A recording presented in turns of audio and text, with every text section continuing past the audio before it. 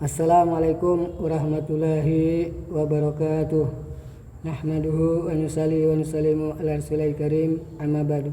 Alhamdulillah, saudara-saudara seiman di mana saja Anda berada, dengan izin Allah Subhanahu wa taala, aku mau bercerita membahas tentang Maulana Ilyas. Apa-apa yang terkait dengan Maulana Ilyas sesuai ilham penjelasan dari Allah Ta'ala, para malaikat, para nabi dan rasul, para sahabat, para tabiin, utabiin, para wali, para jin muslim untuk aku, baik lewat mimpi-mimpi juga secara langsung. Karena pada tahun 1990 Allah SWT, 10 malaikat, 5 nabi ulul azmi sudah menjelaskan untuk aku tentang Maulana Ilyas, apa-apa yang terkait dengan Maulana Ilyas secara langsung untuk aku. Kemudian pada tahun 1997 kembali lagi 5 nabi ulul azmi menjelaskan untuk aku tentang Maulana Ilyas, apa-apa yang terkait dengan Maulana Ilyas untuk aku secara langsung. Di sini aku ceritakan yang 5 nabi ulul azmi jelaskan untuk aku pada tahun 1997 itu, karena semuanya sama ya, bentuknya sama. Pada tahun 1997 pada waktu tengah malam aku didatangi 5 nabi ulul azmi untuk aku di Masjid Batu Gantung Ambon. Aku dibanguni oleh beliau baginda Nabi Isa alaihissalam. Ketika aku bangun, ternyata beliau bukan sendirian, tapi bersama 4 nabi ulul azmi lainnya, yakni Nabi Nuh alaihissalam, Nabi Ibrahim alaihissalam, Nabi Musa alaihissalam, dan baginda Nabi besar Muhammad sallallahu alaihi wasallam. Setelah jabatan, baginda Nabi besar Muhammad sallallahu alaihi wasallam beritahu aku bahwa riwayat hadis Abu Hurairah menyatakan bahwa baginda Nabi Isa alaihi wasallam itu turun pada waktu tengah malam. Kemudian beliau baginda Nabi besar Muhammad sallallahu alaihi wasallam beritahu aku bahwa yang dijanjikan kedatangannya cuma beliau baginda Nabi Isa alaihi wasallam. Tapi ini adalah rahasia Allah Ta'ala untuk kamu dan untuk kita semua. Bukan urusan siapa-siapa, tidak ada campur tangan siapa-siapa.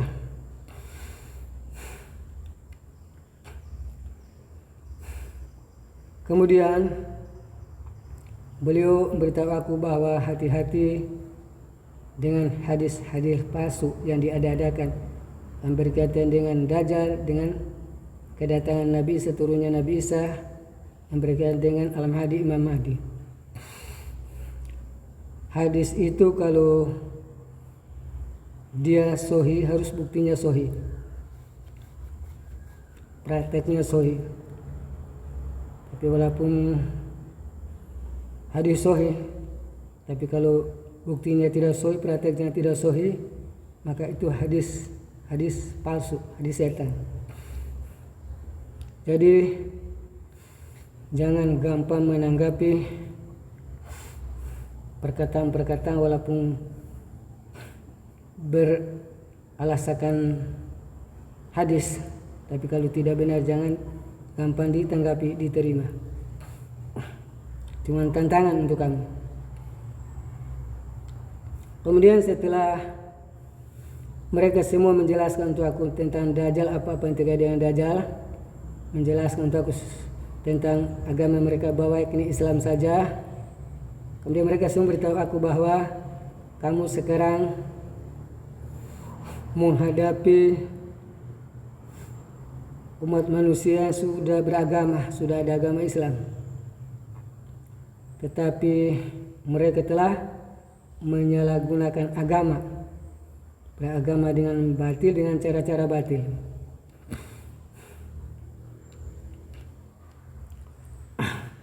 Kemudian baginda Nabi besar Muhammad sallallahu alaihi wasallam melanjutkan pembahasan itu untuk aku, menjelaskan pesan-pesan wasiat-wasiat beliau baginda Nabi buat para sahabat. Pesan-pesan untuk para sahabat terkait akhir zaman, terkait kondisi yang ada sekarang ini, sesuai hadis-hadis Tirmizi.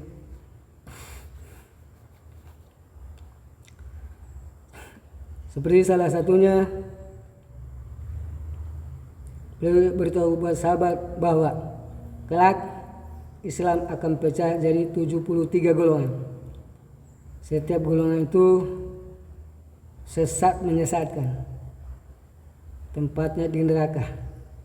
Yang benar itu Islam saja. Apa-apa aku sahabatku berada di atasnya. Ma'ana alaihi washabi. Apa-apa aku sahabatku berada di atasnya, yang berjalan di atas jalanku dan sahabatku.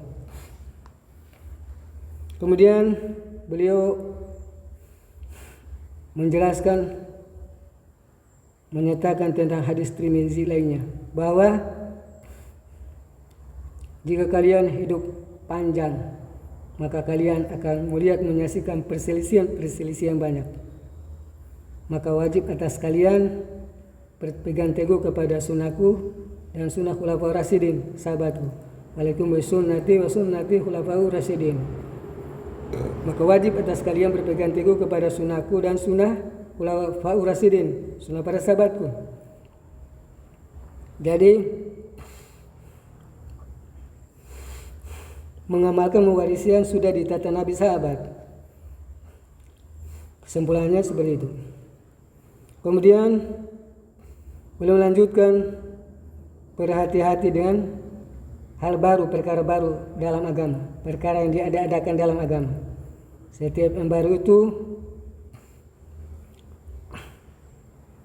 sesat. Setiap sesat itu neraka tempatnya.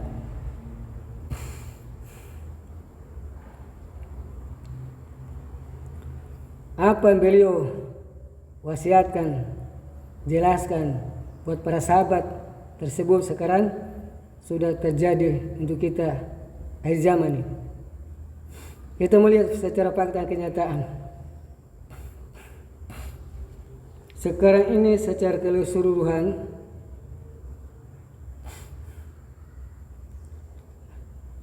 umat Islam beragama dengan kebatilan dengan cara-cara batil.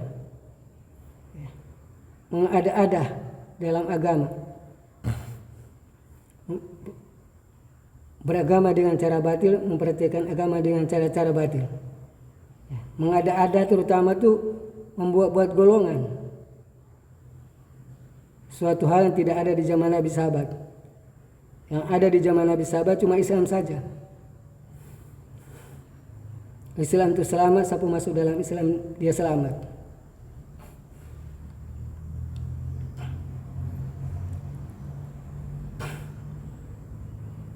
Akibat golongan itu telah menggolong-golong manusia, kota-kota manusia, pecah belah manusia. Sehingga umat Islam tidak akrab, tidak bersatu. Umat Islam tidak mau bergaul berbaur, tidak memberikan senyum sapa salam kepada yang bukan golongannya, kecuali hanya dengan golongannya saja baru dia mau senyum sapa salam, jabat tangan. Ini beragama dengan cara-cara batil, menyalahgunakan agama. Tinggalkan golongan itu, tinggalkan prinsip golongan itu, tinggalkan cara-cara batil dalam beragama. Praktikkan agama seperti Nabi sahabat. Perbaiki hablum minallah, hablum minannas. Tidak boleh memilah-milih dalam bergaul, berbau. Hatta dengan beda kalangan. Islam itu pemimpin di muka bumi. Islam itu khalifah di muka bumi. Sebagai pemimpin harus memberikan cermin yang baik, teladan yang baik pada sesama manusia. Perintah Allah Ta'ala, sayangilah apa yang di bumi ini, saya menyayangi kamu. Itu ayat, itu perintah Allah Ta'ala. Persatuan akan mendatangkan rahmat, perpecahan akan mendatangkan azab murka Allah Ta'ala. Maka jangan heran musibah silih berganti menimpa penyelesaian tidak pernah kunjung tiba.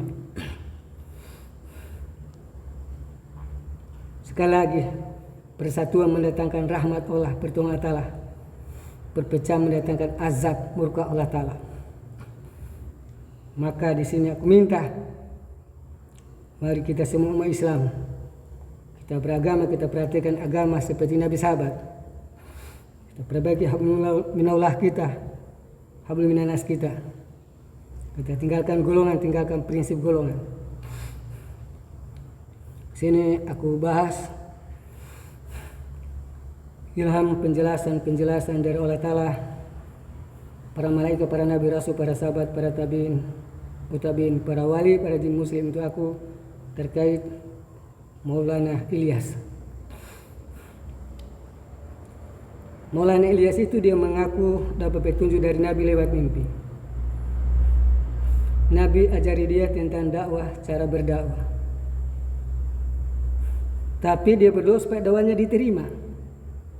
Ini sangat ganjil. Dapat petunjuk dari Nabi lewat mimpi, tapi dia berdoa supaya dakwahnya diterima. Sangat ganjil. Kalau sudah dari Nabi tidak perlu didoakan, tetap diterima, pasti diterima. Karena apa-apa yang datang dari Nabi itu bersumber dari Allah Ta'ala. Dan dia mengaku doa dan dakwahnya sudah diterima Allah Ta'ala. Tapi kenyataan dakwah Maulana Ilyas tidak sama dengan kenyataan dakwahnya para nabi, rasul, para sahabat. Para nabi rasul bisa mendakwakan agama, menerapkan agama kapan saja, di mana saja mereka tinggal, mereka bermukim. Mereka hijrah karena penyebaran agama. Tapi mereka bisa mendakwakan agama, menerapkan agama kapan saja, di mana mereka tinggal, mereka bermukim.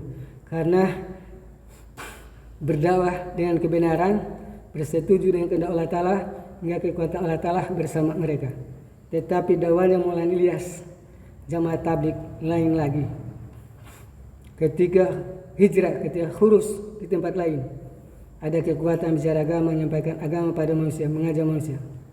Tapi setelah kembali di tempatnya masing-masing, kekuatan berkurang, bahkan melemah, akhirnya keluar lagi. Sehingga ada istilah lemah lagi, keluar lagi. Ada istilah makomi intikoli.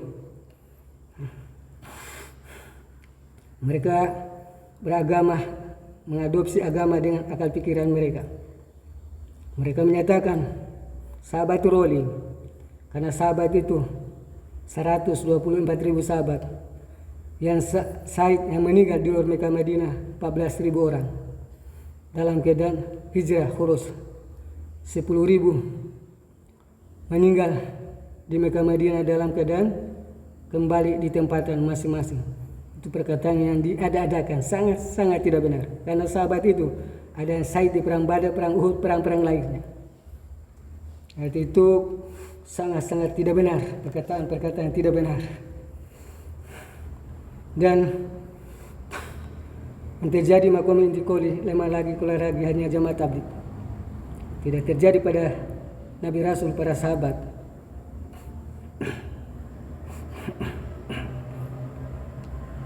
Jadi Maulana Ilyas bahasanya ganjil, dakwahnya ganjil. Mengaku dapat petunjuk dari Nabi, tapi dia berdoa supaya dakwahnya diterima. Mengaku doa dan dakwahnya sudah diterima oleh Allah Ta'ala, tapi kenyataan dakwahnya tidak sama dengan kenyataan dakwahnya para Nabi Rasul, para sahabat. Intinya, aku bicara inti saja. Maulana Ilyas itu di Nijamuddin itu ada kuburan seorang wali namanya Maulana Nijamuddin. Pada masa hidupnya agama berkembang kuat. Disitulah dia bertanya bahwa apa yang dia buat semasa hidup sehingga agama berkembang kuat. Maka jin kafir iblis setan, anaknya Dajjal dan Samirah, datang menyamar mengaku sebagai wali Maulana Nijamuddin, mengajari Maulana Ilyas tentang dakwah, cara dakwah, konsep dakwah, 6 sifat yang selalu dibahas didakwakan jamaah tabligh. Jadi Maulana Ilyas itu dia berbohong, melakukan kebohongan, melakukan pelanggaran besar.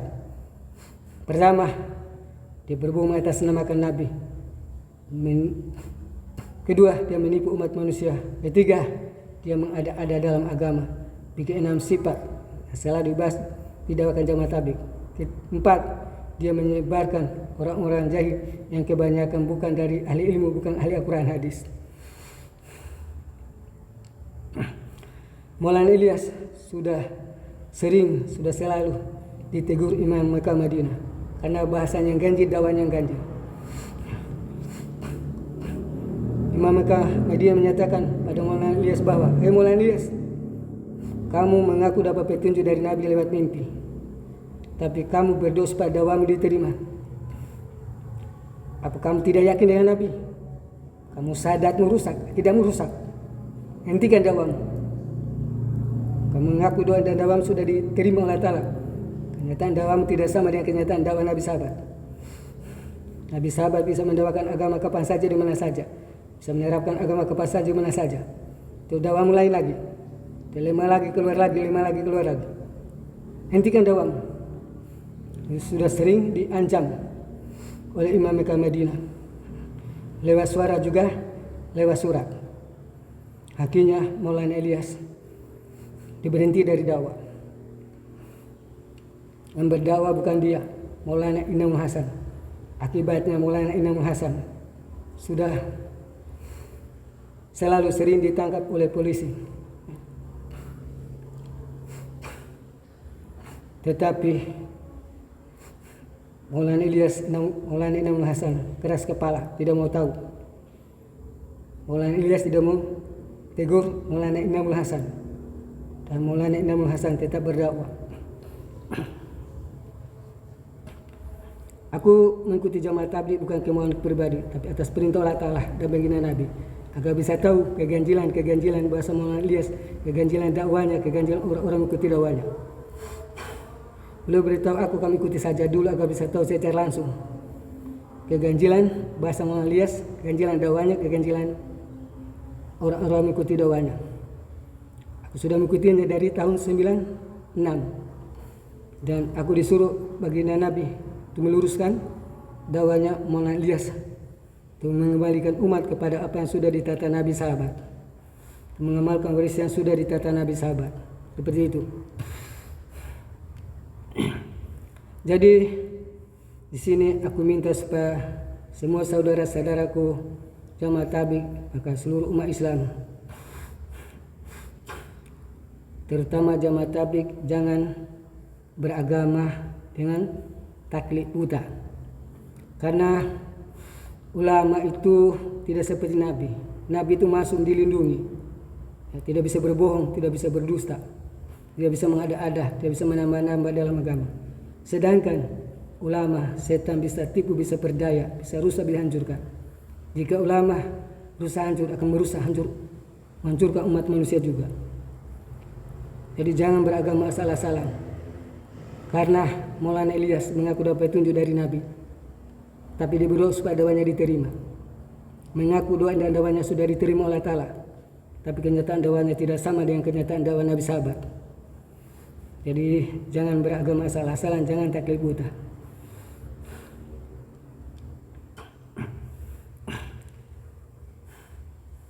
Untuk masalah agama, masalah dakwah,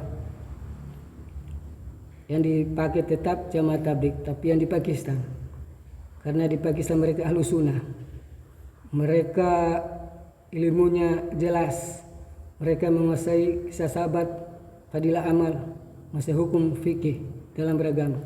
Mereka beragama, mereka berdakwah sejalan dengan hukum, dengan fikih.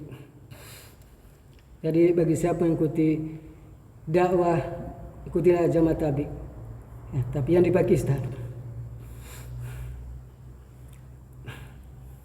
aku dapat amanat dari Allah dan baginda Nabi untuk mengikuti agama dakwah jamaah tabligh yang di Pakistan. Maka yang di Pakistan, kemudian mendapat amanah untuk memproses itu bagaimana memurnikan agama, mensucikan agama, hingga mengembalikan agama dakwah seperti mana dakwahnya Nabi dan sahabat, mengamalkan warisan yang sudah ditata Nabi dan sahabat.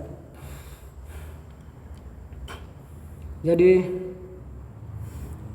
aku minta supaya seluruh jamaah tabligh jangan beragama asal-asalan, jangan beragama taklid buta.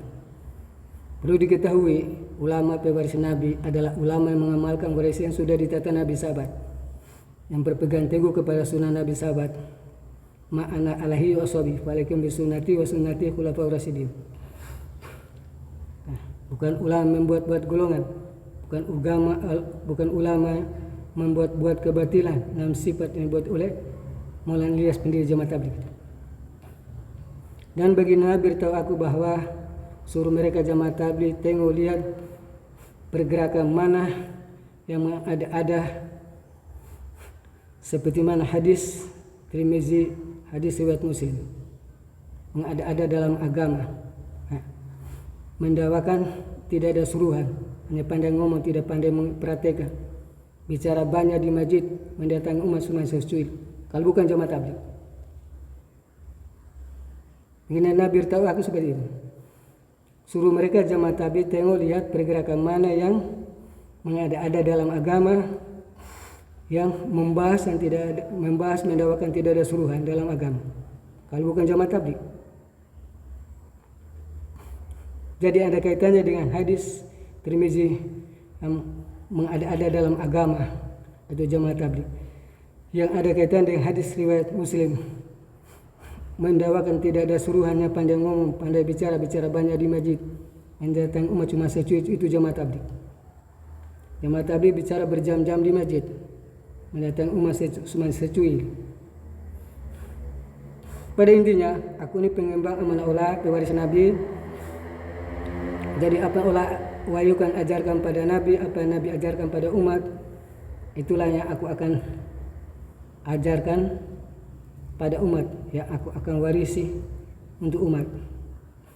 Sedangkan golongan dan sifat yang dibuat Maulana Ilyas aku cabut, aku hentikan. Dan tidak ada yang berhak mengomentari aku, karena aku bukan pewaris ulama, tapi aku adalah pewaris Nabi. Sekali lagi perlu diulang-ulang, ini sangat penting. Ulama pewaris Nabi itu ulama yang mengamalkan warisan sudah ditata Nabi sahabat. Ma'ana alaihi wa sahbihi falakum bi sunnati wa sunnati khulafaur rasyidin. Ini saja dulu. Subhanakallahumma bihamdika asyhadu an la ilaha illa anta astaghfiruka wa atubu ilaik. Hadanallahu ajma'in wa billahi taufiq wal hidayah. Assalamualaikum warahmatullahi wabarakatuh.